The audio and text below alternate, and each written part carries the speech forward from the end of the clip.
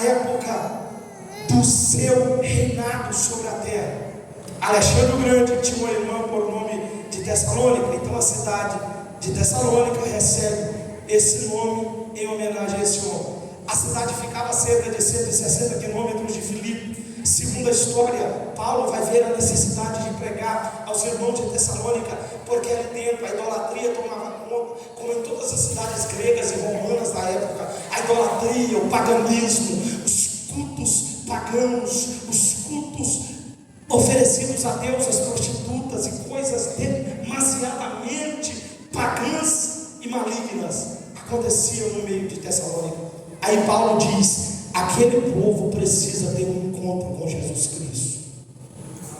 Aquele povo precisa ter um encontro com Jesus que transforma. Aleluia. Aí Paulo vai escrever a primeira carta aos Tessalonicenses. Ele vai falar do seu ministério que Deus havia concedido aos irmãos. Ele vai falar do seu prazer em falar das boas novas àquele povo.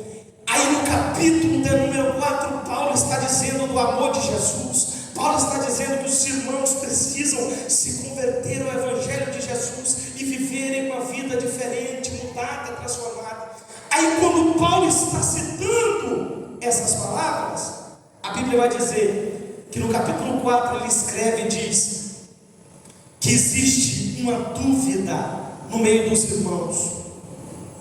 Paulo está dizendo, falando sobre Jesus ter morrido e ressuscitado, falando que Jesus tinha galardão para aqueles que nele crê e confia.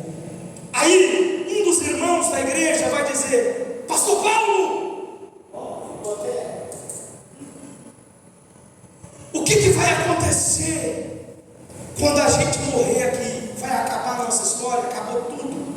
Aí Paulo vai dizer, a partir do versículo 13: meus irmãos, nós cremos, a partir do versículo 14, nós cremos que Jesus morreu e ressuscitou. Assim também os que dormem em Jesus, Deus os tornará a trazer de volta.